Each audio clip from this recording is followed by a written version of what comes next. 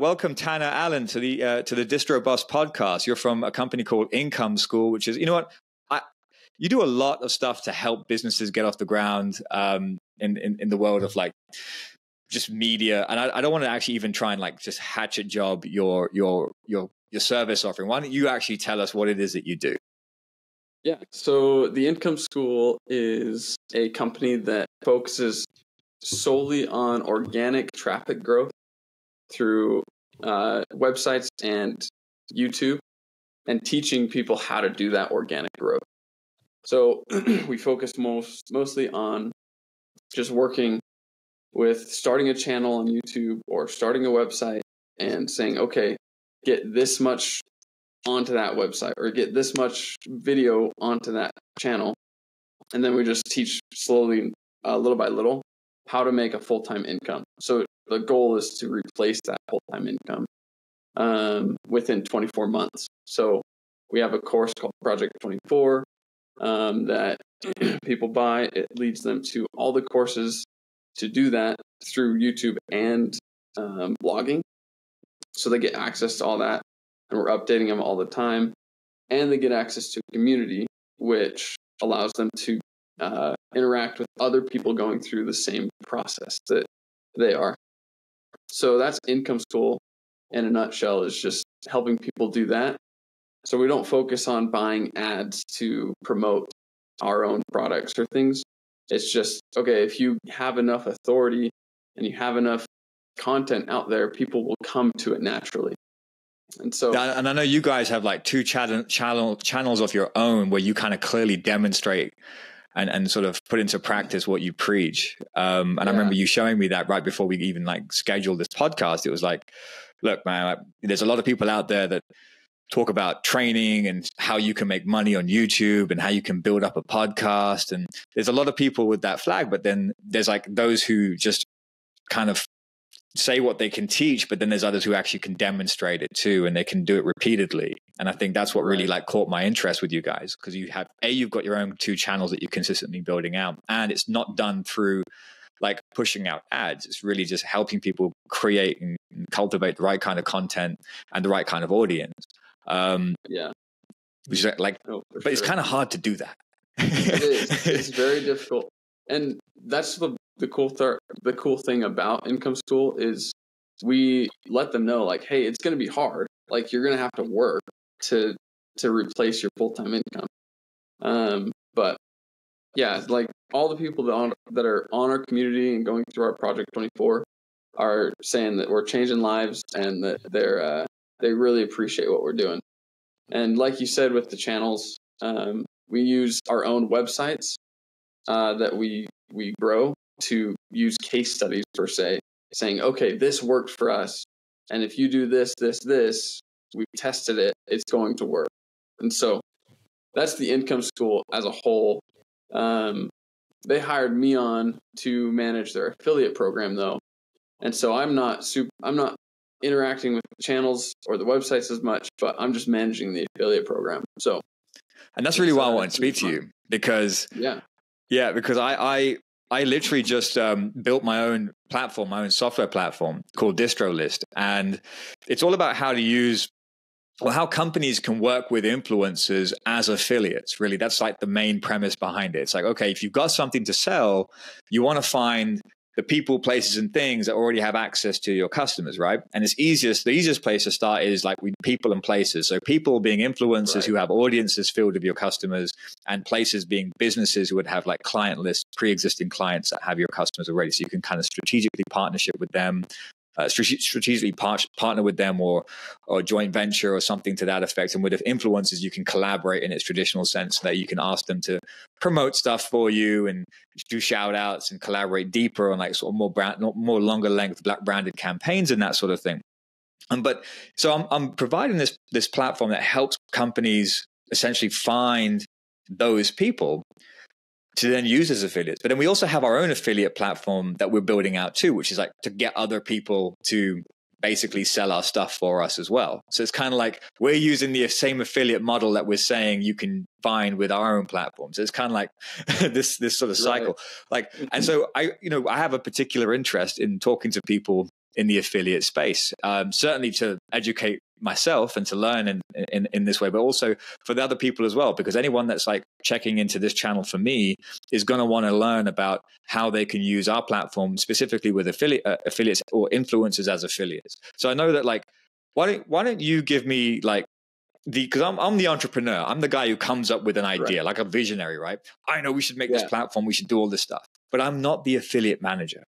You are. You're an affiliate manager. You're a person who actually understands the intricacies of managing, building out an affiliate network and cultivating it, nurturing it, making sure they all sell when they're supposed to sell. It's like recruiting them and then making sure they stay hired, right? Because otherwise, because I'm sure it must be akin to like spinning plates. Like you've got people, you think you're good, but then you start to hear plate smash, that you start losing affiliates. How do you bring them back?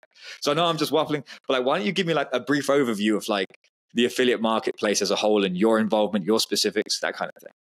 Yeah. So first off, I'm still learning affiliate marketing for sure. Like I'm only 24 years old.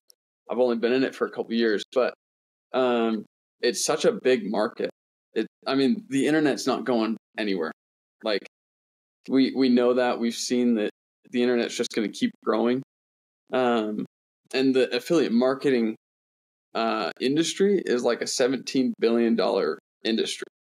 Like that's the advantage. That's pretty big. That's a pretty big, massive. Right? Yeah. And so, in a nutshell, affiliate marketing is retail businesses using other people to sell their products. And so those other people get commissions based on the products that they sell. And, there's different commission rates depending on how big the company is or how much they really want that affiliate to sell. But usually it ranges from 5 to 20% of the revenue gained from a sale. And so in terms of income school, and 20% is like the norm. That's probably high end of the commission that people get. We do have some 20%, and usually that's offered to affiliates that we know are going to sell more. And so it's more of an incentive of like, okay, you keep selling for us, we'll reward you and give you a higher commission. And so in terms of income school using affiliate marketing, we have affiliates, we have an affiliate program, but we're also affiliates for other companies. So there's kind of this give and take where we're kind of a middleman for some, but we're the end product for others, which is all affiliate marketing is. So I mentioned that Project 24 course that we sell. We have probably 300 affiliates that are actively promoting it. When you say actively promoting, would you say that are those like influencers, or are those like the older, more traditional sense of an affiliate, like the guys who are writing, the guys and gals who are writing blogs, where like there's like these little links inside blogs and they're linking back, or is this how are you? What kind of affiliates are we talking about with you guys? It's definitely more the traditional side. The advantage of income school for our affiliates is a lot of the people that go through our course become the affiliates. So they say, guys, I went through 2 years of this course, and they write a blog post about it and say, go and buy this if you want to make passive income or to replace your full-time job, And so then they have this personal experience with the course itself. They'll write a blog about it. However, we do have the other side where there's influencers through Instagram or Facebook, all the social media platforms, especially YouTube, that will promote the product itself, saying, hey, go check this out. We've done our research on these guys. They're super good. They're super, they'll say all the good stuff they want to say about it to get the sale. And then they link it right back to us.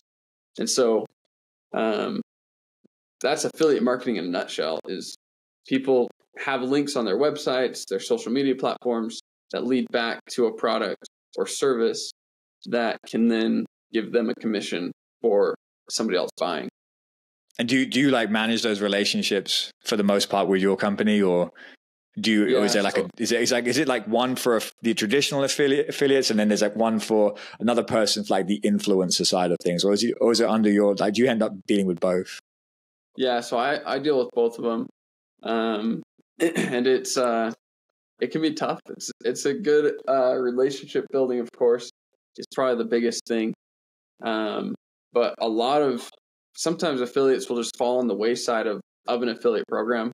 They'll go and say, okay, I want to sign up so I can earn money. And then they'll do like one post and it'll just sit there on their website, and they won't care if they get an email from it. They'll say, if I get a sale, I get a sale. And that can actually be a problem, because sometimes a website will migrate to a whole nother system and their links will break because they haven't heard that, oh, this original link is no longer being tracked properly. So it's important to remember to always keep in contact with the people your affiliates for, just making sure that their links aren't going to break, or if they need to replace their links, they can do that pretty swiftly. Okay, that's an interesting one. So I never considered that myself. Like, so if they switch servers, or if they're just moving their website or updating their website, or things get out of date, those links that you might think are just earners can become complete dead links. They won't track any, but they'll still click back to the company, right? You'll still get the link with the customer. It's just being tracked to that individual affiliate. Right. So in some situations, maybe a company goes through a rebranding process and they have a completely new site. Sometimes those links will lead back to their old site, and it'll just be broken. Like there's no connection there. Other times though, it'll lead to the same site, but the program itself isn't being hosted on the same server, and so it won't connect through the website and say, oh, this person referred this person and bought, so they need a commission. So yeah, I get that. I mean, I went through, like, my involvement in this whole world of like what we're talking about as influencer or affiliate marketing. Like, my background is all about building relationships with other businesses that already have access to customers, right? I think I mentioned that. So it's like way back when I was selling whatever it was that I was selling, whether it was selling like raw materials from China through to manufacturers in Turkey, it was all about like finding whatever product it was, and then just finding all the entities in the middle, the mediums that had access to the clients. And so these wouldn't be affiliate relationships, because how are you going to be affiliate on a $10 million transaction? That thing is going to be done through wire transfers. It's going to take 3 months to close the deal. But there were affiliate things as well. Like, we would use foreign exchange platforms where, if we're trying to change 10 million worth of yen into dollar value, we need to now use a foreign exchange platform where we want to get paid too. So they have affiliate tracking mechanisms too. But then you'd have different kind of agreements, like introducer agreements, like you'd have these, lots of different, let's say, introducer agreements, joint venture agreements, strategic partnerships. You'd have, affiliate links. You'll have coupons. You'll have various different ways to track a transaction to make sure that you are the owner and that you will get paid for it, right? Now, in the older ways, it would just be like lots of hand holding, emails back and forth so you could own the deal. And then there was like, as it gets like, you could say less sophisticated or even more sophisticated in the fact that the technology is behind it, it becomes less and less of a problem, because, use my link and I know I'm going to get paid on that link. Anytime you transact on that, I'm going to get money in. Right. But like now, working in the space that now I'm currently in, which is like working with influencers, like you've always got these questions about, so what's it going to be? A coupon code? Is it going to be an email? Is your affiliate relationship going to be tracked through an email affiliate? So like, as opposed to like people worrying about, I mean, this is a question for you. Cookies, tracking cookies being an issue. Like, that was a big part of affiliate tracking for a long time. I remember working with a platform and having to actually change to a different platform that tracked users by their email. So, if as long as they were using the same email, we'd get paid, and so there was that like kind of work around the whole, we're going to kill cookies thing. What are you guys doing? Is it still links? Is that just the main way, or do you incorporate email and stuff like that too? Yeah. So we're still doing links. We actually just integrated to a new server called Circle. It's a up and coming website hoster that has our community and stuff on there. But so we're still getting links that lead directly back to a checkout page, and those links are what track it. So the cookies will last for 15 days or 30 days. You can specify how long. And for those that are listening that might not understand the cookies per se is, a cookie will track a link for as long as you specify. So if somebody clicks back through that link and then goes and checks out some other products and leaves the site, comes back 15 days later, it'll still track that sale. It'll say, oh, this person was linked back to this affiliate. And that's how cookies work, is they say, okay, if it was here first for 15 days, we'll keep that open to say if they come back, that sale is still good for that affiliate. Okay. Do you guys get into like the whole, or what do you do when like someone says, well, I want to be paid for the life of the client. Like if this client buys now for 6 months and then keeps buying or then buys again next year, I still want to get paid for the intro. Like, how do you guys deal with that kind of conversation? Yeah. So subscription base is a thing for sure. Cause we have an upfront fee of a year and then every recurring year, it's another 300 to stay on with the program, right? Or the Project 24. And so those, every time a recurring payment occurs, then somebody else that initially referred them gets a little bit of a commission there, saying, okay, we understand that people are gonna keep coming back, and we want to reward our affiliates for those recurring sales, rather than saying, oh, they're just going to keep coming back anyway. So, that's the key with keeping a relationship with your affiliates is, we're going to keep giving you, that 10% or whatever of that sale, even on the subscription recurring payment of however much it is. So, that's something that we do for sure. So you have to set that up though. This is the question I was getting to is like, when you have all of these like relationships in place and they're kind of intricate, you've got like the paper trail versions, you've got the people who are on the links.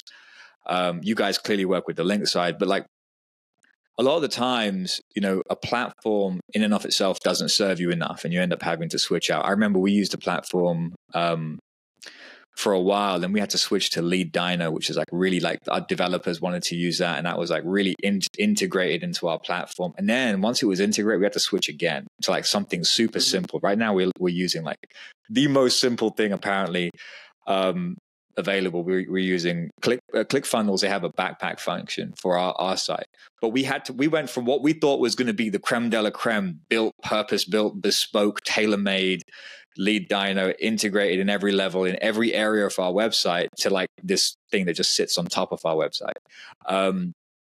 What kind of situation, like, have you ever had to deal with that kind of drama? Have you gone through a platform change to that effect? Do you understand the difficulties of going through a platform change? Because lots of companies don't realize it. They just think, I'm going to set up an affiliate marketing platform, and then, hey, presto, press the go button. It's all good. It's not all good. Yeah. There's problems, and they can occur. No, for sure. And we just recently ran into one of those hiccups, actually. So for years, we've been on WordPress. That's a website host. And we still have a website on WordPress, but our community and courses are all on Circle. And so there's a plugin called Affiliate WP. We used that for years to track our affiliates, where the sales were coming from, how much commissions they got, and it was super in-depth, super great. Never had too much trouble with it. Of course, there's little things that would come up. But I think it was end of February, we moved to Circle, and Circle has an affiliate management software that is pretty new. So it doesn't have all the kinks worked out of it yet. And so when they built it, they said, okay, we're going to build it just for physical products that people can buy online, which work great for those affiliates. So they say, okay, if somebody's looking to sell shoes, they can get an affiliate that says, okay, guys, check out these shoes. There's a link. And they go straight to the checkout page where they can choose the size, choose the color, and then they get it a week later, right? But when it comes to our product, it's a online service that sits there and it's not necessarily a physical product that you get in the store. And so a lot of people want to think about that before they just order a pair of shoes, you know? So we have a sales page on our website that goes in depth on what they're getting, how they're getting it, you know, what are the benefits of the Project 24 itself.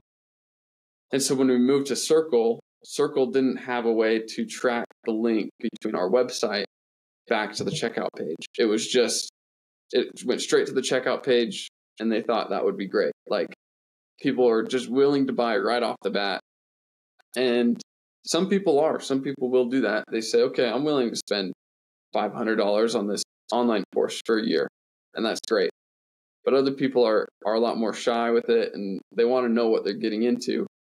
And our affiliates don't necessarily have that sales page up on their own sites. It's just, hey, like, this was my experience through Project 24. Go and check it out. But then when they click that link, there's nothing to check out except for the checkout button, you know? And so we've kind of... You're having what? When they navigate away now, are you having problems tracking them? Like, right. So it doesn't link back to our site. So if they go to the checkout page on Circle and click checkout, like, fine, that's great. Everything works. We're happy. But if they say, no, I want to go and look at Project 24 a little bit more, they can't jump. They can, I guess that was a workaround. But the issue was they were giving us a link straight to Circle. And you can change that link as long as you have the reference correct. Because every affiliate has a reference code that can be put into any link. And you can change the link itself to anything you want. So they could redirect it back to the sales page if they wanted to. But then as soon as they clicked on the button at our sales page to go to Circle, that's where the link broke. It didn't track that, and still isn't. And so we've kind of run into an issue where our affiliates are like, well, we have people going to Circle, but they aren't getting the sales page itself. So they don't know exactly what they're getting. You know, they want to learn more about it. So the redirect that we've got so far, that's not a super great, I don't know, it's tough right now because we have a little link in the checkout page that says, hey, follow this link to go check out Project 24. And they have to copy it down, put it in a new tab, and then go check it out. And if they love what they are seeing, they then come back to Circle to buy. And so that's just a lot for a customer to do. Like, you're going to lose interest super quick by that. You need people to say, okay, here's the link, here's the information, I'm going to buy. Rather than, here's the link to the checkout page, but now I need to go check out something else to come back to this page. So it just loses interest. It's been a big problem for the last month or so for our affiliates to promote and to get the commissions back. And so we're working with Circle actually to make it so that we can put the sales page up on Circle itself and to have the checkout button. And so that's been a trouble, but we really like Circle and what they offer for the courses and the community.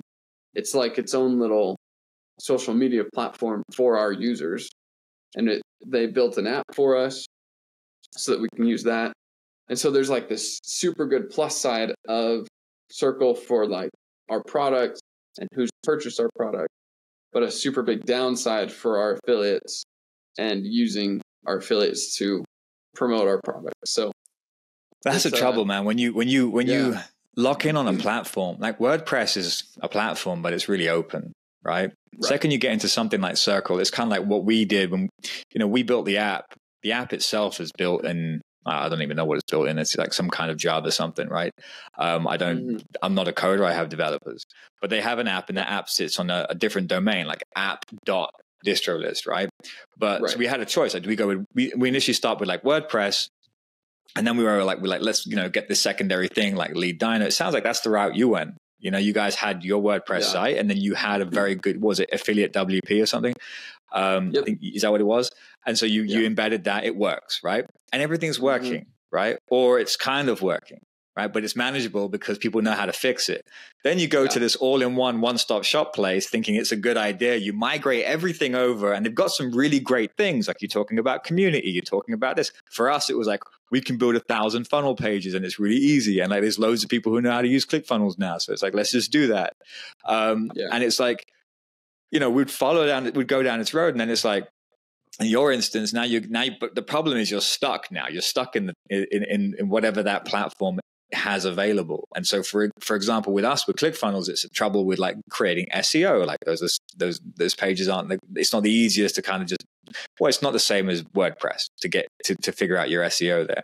And I'm right. And that's one of our limitations, but now you're stuck. You're not, now it's not as open as it was. And I can see that being the same thing with you there with Circle. Are you guys looking to swap again? Has any of that been a deal breaker for you, or do you still see like light at the end of the tunnel? No, like, sorry, Circle, if these guys are about to leave. No, Circle's been great. They have a quarterly update on what they're going to be working on that quarter of the year, and so and they do a same thing for like a year of like overview of, okay, here's what we want to get into the program, and so we know that they're working on a way to track those links better and to make those links more accessible for the affiliates. And so it's not something that we're like, no, we're going to leave, because we love what it's doing for the product side of our company. It's super great. And so managing the affiliate side is just one little hiccup that we've got to figure out. The issue is also that, the Income School has been around for several years, and I was hired just last year. And the people that they hired to run the affiliate program before was also like working on other stuff, including the YouTube channels and all that. And so the affiliate program just fell by the wayside. So when I came in, the affiliates felt like they didn't have anybody supporting them on the inside. And so then I had to basically start from the ground up, building relationships with these affiliates for us. And so let's talk about that. Like, let's talk about that, because that's really what if anyone's listening to this, like what you're telling me is great, but they're probably going to be listening because they're going to think, how do I set up my own affiliate army? I've read about it. I've watched videos about it. I want to do it. I have a thing that I'm trying to sell, whether it's a digital product or I own a Shopify store and I want to get affiliates. Like, what would be your step-by-step? What would be, okay, because you're talking about having to go in and having to start from scratch. Let's start from scratch then. Teach everybody. Yeah. Granted, I did start with the affiliates already in the program and everything. So they were there, but then I had to start working with them, And so the first thing that I did when I came in was I made sure that the affiliates that were still getting links to our website were noticed.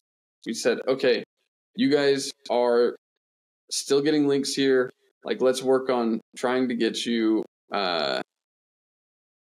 some more support to have your links actually end up in a sale.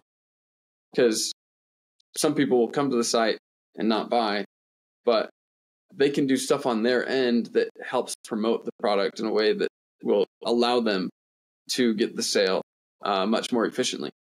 And so I would reach out to those guys and say, you guys have a great audience. You guys have all these people. Your niche is perfect for this affiliate program.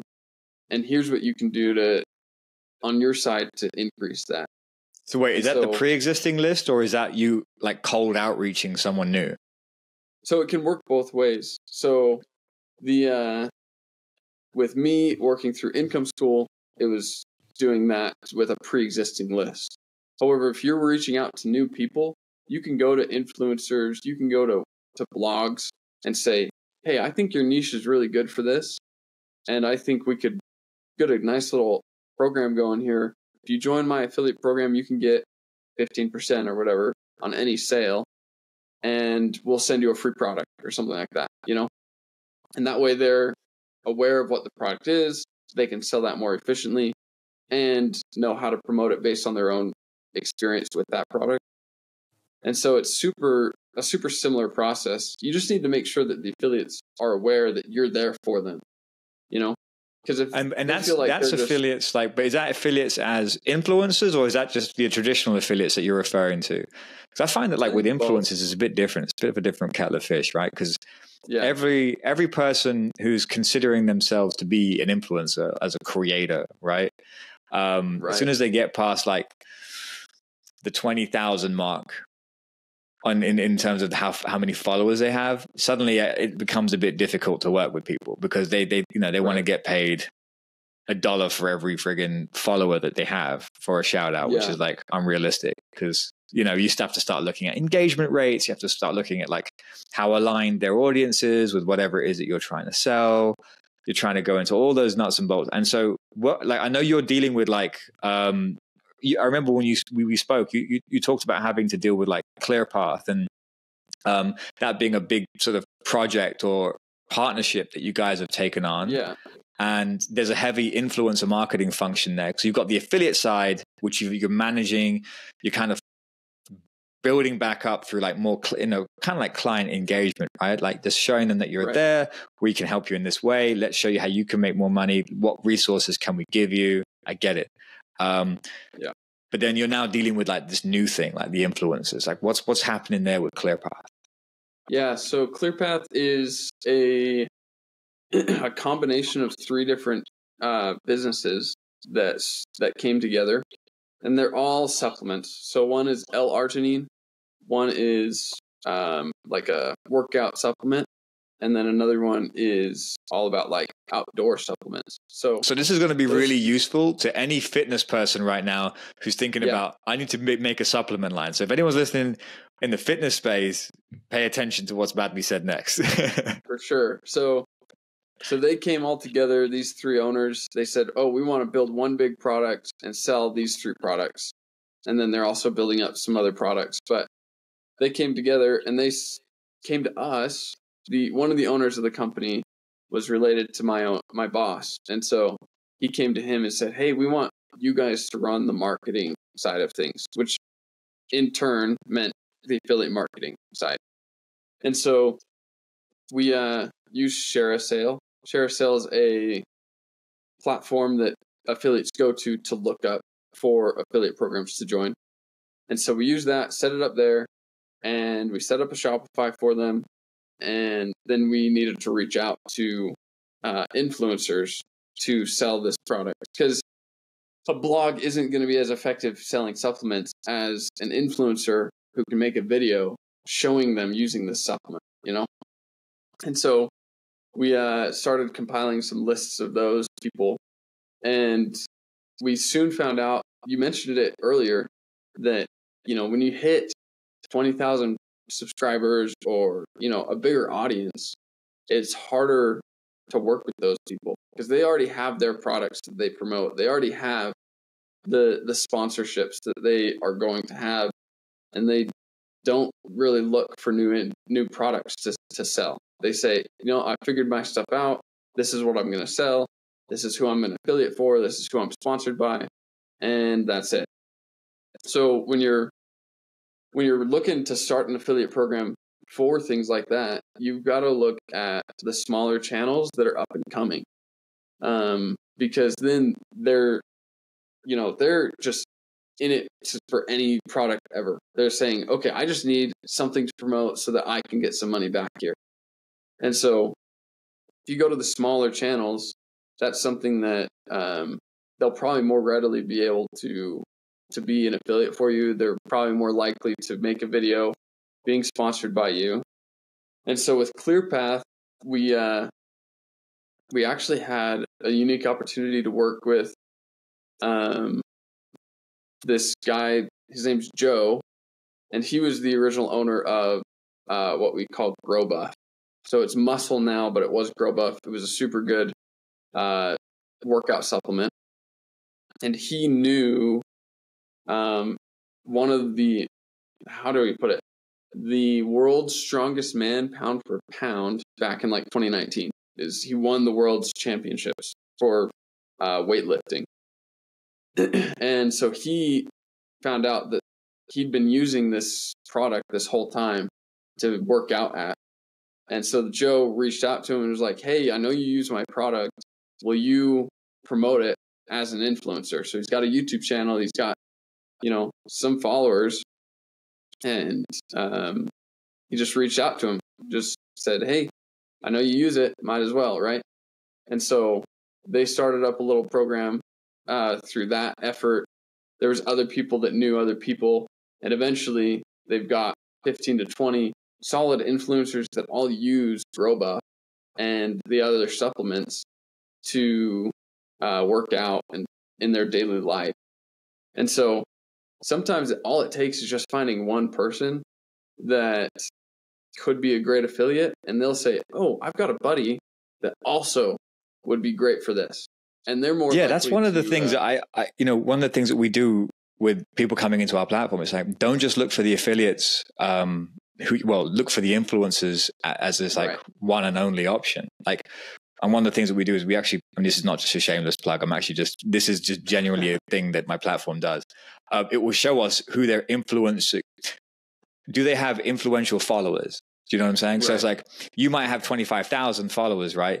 Or 100,000 followers or 1 million, but your audience might be filled with people who have like 5 million followers or 50,000 followers or 25,000. You have all these other people where if someone made a promotion, it could actually have some spill effect, not just in converting into sales, but to actually get other people to start promoting stuff for you, because they'll repost it if they have an affiliation or just an affinity. They just like the person, and so they want to repost their thing because they're repping it too. That's like this kind of like, and it's kind of hard to track that as well. You just kind of have to kind of cross your fingers and hope, at least at the beginning.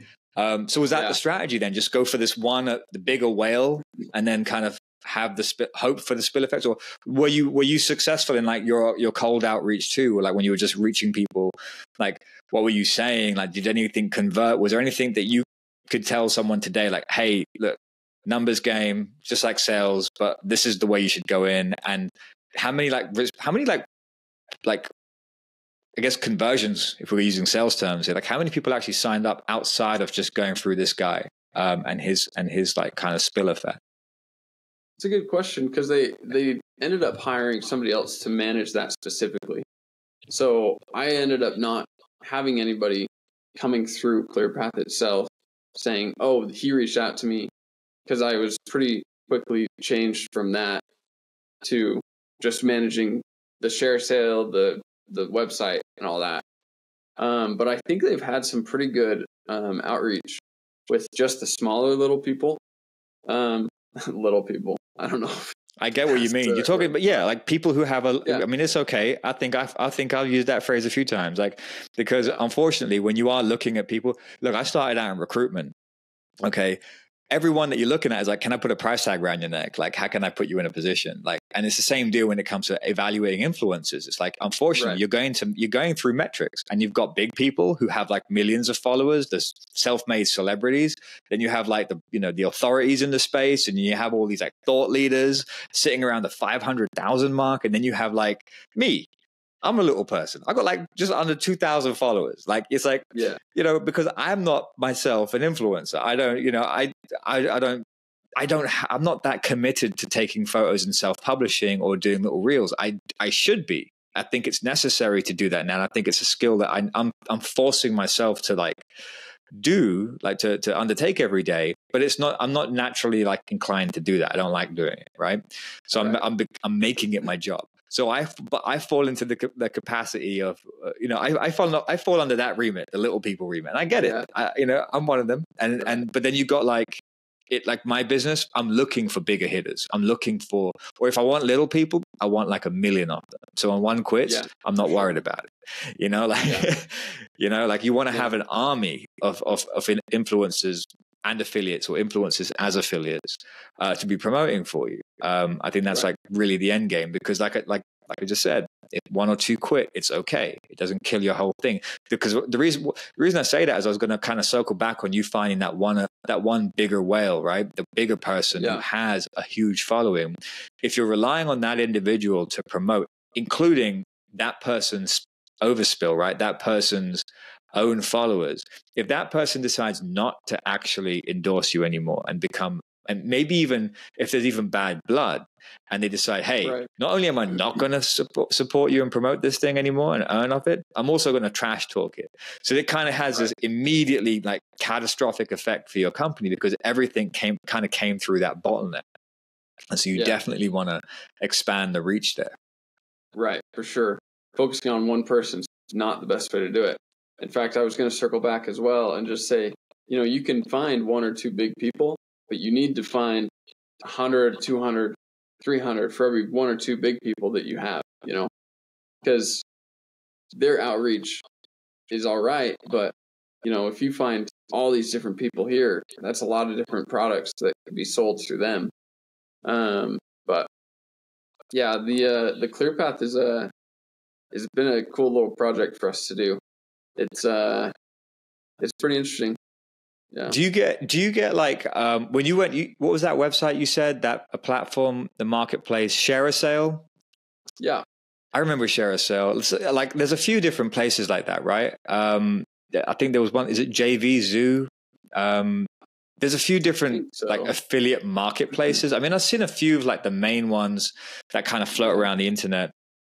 I believe there was ClickBank was good for like information. A lot of people in like selling information products will go to ClickBank or talk about ClickBank at least. I used to see that coming up a lot in like YouTube videos, like here's how you can make some money.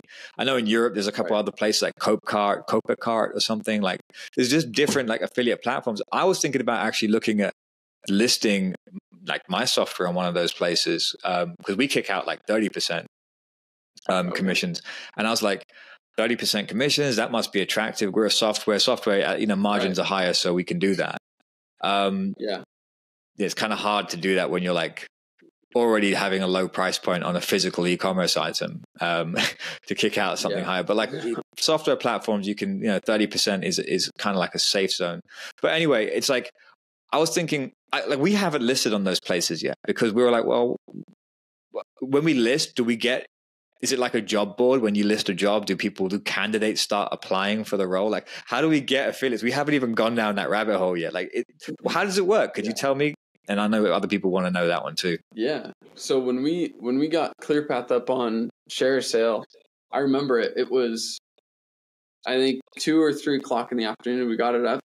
And the next morning I came back in and there was like 50 or 60 people that had signed up to be an affiliate. And I was like, whoa, like, because that was the first experience I had setting up a Share a Sale or setting up something like that, and just assuming, okay, now I've got to get people to go and sign up through Share a Sale.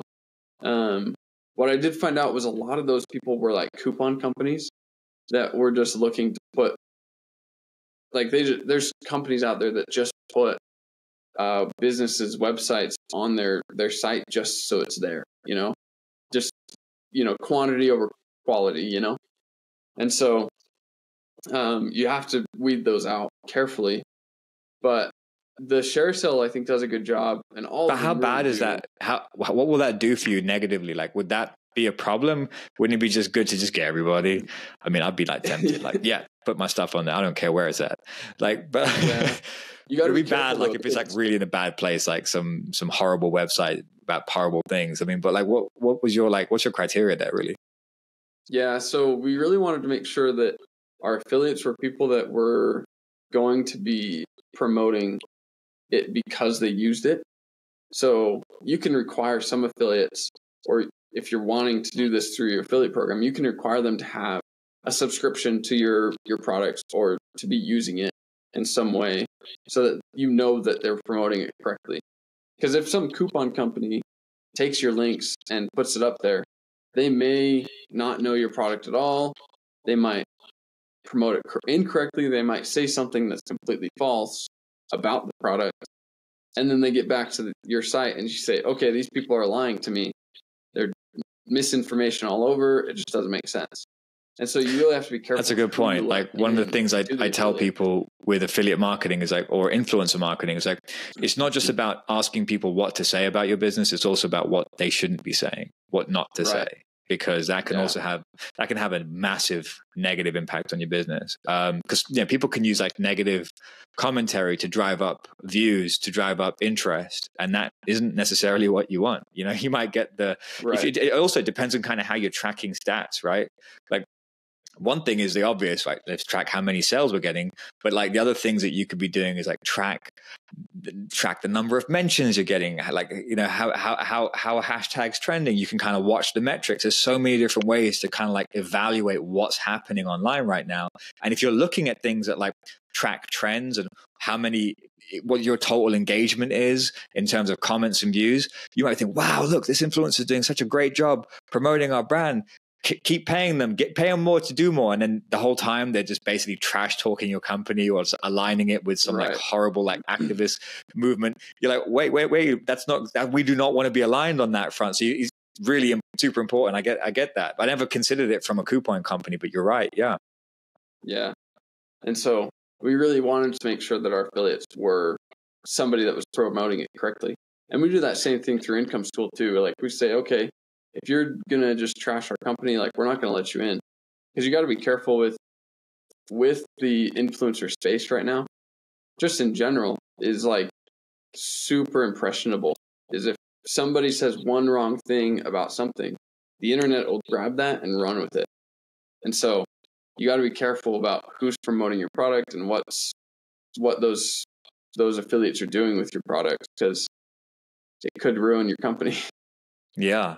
When you're going through ShareASale and you're looking at these coupon companies, did you get any decent like affiliates from there, or was it just like, this is useless, we have to do a manual outreach, we've got to go find people?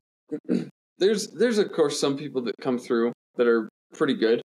Not everyone on ShareASale is just a coupon company looking for affiliate links. So there's the good thing with ShareASale, and some other companies probably do this too, but they'll do a rating of the user themselves. And so, for one, is we knew that anybody that was probably new to ShareASale, because of our niche through ClearPath, if their rating was 0, they were probably signing up just for ClearPath itself and they used the product. Plus, we'd recognize the names. Whereas if they had a rating of something super high, we say, okay, we might need to look at this first and say, okay, are they just signing up for a bunch of affiliate programs and calling it good with a couple links on their site? And then there's also negative ratings where, like companies will rate these affiliates and say, these are not good affiliates to have. And so that's a good platform then. Would you recommend it? Okay. ShareASale's super good. Yeah. Cool. Like, all right. So how many do you have? How many affiliates can you say you have at least? Is it just in the hundreds or is it in the thousands? Right now through ClearPath, it's just, I think, a couple dozen. So it's still pretty. A couple dozen? New. Yeah. Okay. And how, like, there's a couple dozen affiliates, and this is good for people too. Like, does a couple dozen affiliates actually make the dent that you want? Does it actually draw in a decent revenue stream, or do you have to have the hundreds? It depends on the niche for sure. Because of how new ClearPath is, of course they're going to want more. They're going to want 50, 100, maybe even 200 affiliates promoting their products. Whereas some companies can get away with just a couple because they get like those bigger fish, And so, I mean, it can't hurt to ever have more affiliates promoting your product. And 10% on a sale isn't too big of a price point to give a commission to. So it's I mean, if I were to say it in a nutshell, bigger or the more the better, but making sure that you have good quality affiliates that are promoting your stuff as well. Yeah. And that's with ClearPath, but like, what about with your main thing with Income School? Like, is there a lot there as well? Yeah. So before we moved over to Circle, we had over 300 affiliates. And we actually, when I got hired, they only let Project 24 members be affiliates because they wanted to promote the product correctly. And so I eventually said, well, maybe it's better to just let anybody in, but keep it tight knit to a certain category of, you need this many page views or this many subscribers or this big of an audience, plus a good amount of content out there that shows that you're in the niche that we want, right? And so since moving over to Circle, we invited all of our affiliates to join us in that migration. And we had probably 30 or so join us. And so that means that a lot of them were either just some that were having this passive link in their background and they didn't care to update it, or they just weren't checking their emails and stuff like that. Or I guess it could have been that they decided that they were going to be done blogging or influencing in some way and that they weren't going to do it anymore. And so, affiliates come and go. It's just kind of the niche that they're in, how they want to promote a product, whether they're getting good sales on that product. Because if you're not getting good sales then as an affiliate, there's nothing. What's your like method for like getting them to do what you want? Like when you set up a launch date, if you have like a rolling launch, or if you have like a specific day that like we need to revitalize all your customers because we're going to make a special announcement for something. Like, how do you normally do it? Is it just like an email blast that you go around, or do you just call up all 300 of them? Do you have them? I mean, I'm telling you, I used to have everyone on a friggin' WhatsApp group just so I could just ping them. Yeah. I figured, you know what? People ignore emails. I want this thing to go ping in your pocket at the same time. I want every single one of my influencers, of my distribution network in total, I want every single one to just get notified right now. In a group chat but I had to have a trade-off though, because in one sense it was, we'd notify everybody and then there'd be a flurry of conversations, right? And so that would be more pings. And so everyone would actually take notice. So we'd guarantee that everyone would take notice. But then we had to worry about poachers. People would start poaching our affiliates and stealing them and trying to pull them into somewhere else and trying to get them to sell something else. Or they'll try and plug other products in the same group. That's the trouble if you allow people to speak. So you have to have like some really strict moderators, not just rules, actual people to moderate the whole thing. Do you have any issues with that?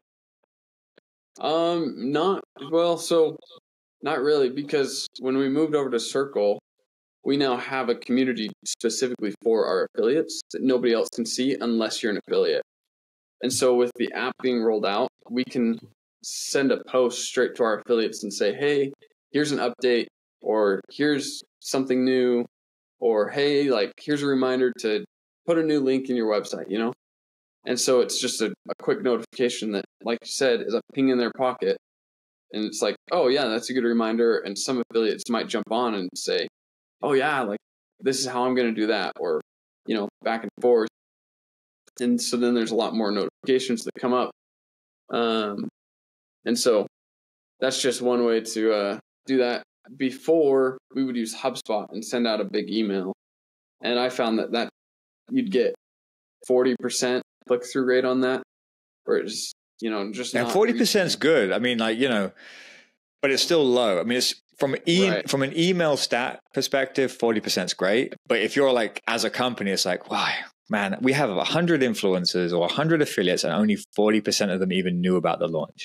What the hell? Yeah. It's like they all agreed to sell the stuff. Now we should, every single one of them. I get it. It's like, and the reason I'm talking about this is because when people are on my platform and they're building up this like huge influencer database, this influencer list of like tons of people, it's like, it's easy enough to get 1 or 2 people to sell something for you. But if you've got 100 or 300 or 500 or 1,000 or more, and you're trying to get them to promote one thing on a specific date, for a specific reason, you want to get them all notified, you want to get them all ready. And sometimes you have to get them like skilled up too. You need to get them educated on the next thing. Like they have to learn so that they're able to then promote the offer that is about to be presented. And so especially with launch days, right, they need to do their own build up to their own audience. It's not just about them doing one promotion. It's about them kind of doing the lead up along with you. And that kind of gets a bit tricky to manage. It does. It really does. So yeah. Right. I've had you for like almost close to an hour now, but I mean, is there anything that you would like for any company? I mean, give me advice, forget other people. Like I'm about to go into affiliate. Like what do I need to be doing? Like if you had to give me like a little play by play right now for what I should be doing, because I do not, even though I provide a platform that helps people find influencers, I have influencers, but if I wanted to go down the more traditional affiliate route, what would be step one? Go to share a sale, or what would it be? I would say definitely look into some of those other companies for sure. Share sale, things like that. And the thing is, you got to realize that some of those companies, in fact, most of them will keep a commission for the affiliates that sign up for you. So they'll say, okay, you're giving your affiliates 10%, but we're also going to keep 3% of that sale just because we help promote your affiliate program. And so there's ways to do it through your own product or through your own software. But if you're just getting started, it's usually just fine to get onto one of those companies and set up a share sale or set up a ClickBank and say, okay, let them promote my affiliate program, and people that sign up will sign up. So that's probably step one, is just get it out there and let people sign up. And you can always integrate it into something else later. Okay, cool, man. That's you know what? I'm not even on any of those platforms. I think that's what I'm going to do with my own software. Get it on there. You know, that's the first thing I'm doing once we get off this podcast. So I'm putting up ShareSale. All right. It's like, I mean, you got to start somewhere, right? I mean, you know, working with people who already have access to your target customers, I think is the most powerful thing that you can do as any small business, any big business owner. I mean, if you look at every different business out there, okay, we're talking even the financial institution. If we look at the biggest thing that we can look at, or at least one of the big, if we're not looking at governments and they're one by themselves, but like you look at like how a stock is brought to market, you know, like if you consider like Microsoft as the issuing stock, right? They have to put it through what's called a merchant bank, the one big bank that brings it to the stock market, right? Who lists it.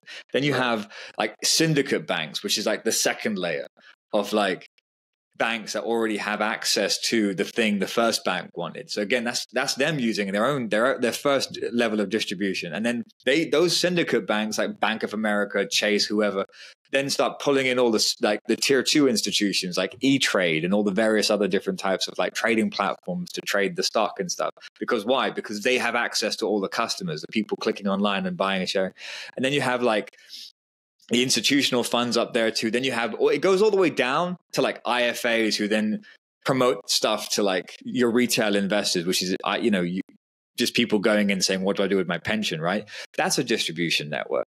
And then you've got like the smaller businesses out there who are like, how do I sell my, I've just made a brand new hot sauce. I need to put ads up on Facebook. I'm like, yeah, if you want to blow some money, the best way to sell that stuff is to find people who already have access to the customers that you want, because that's the fastest route to market. That's the fastest way you can get that thing sold. Because if you just go on Facebook and start promoting the thing with a catchy ad, you're just another hot sauce company. Like, it's like no one knows who you are. Someone has to like, you want to have somebody like pouring over food and like showing, giving that sort of genuine, just giving it a different way to, giving their audience a different way to appreciate your product, as opposed to it just being like a sponsored post or an ad. You know what I mean?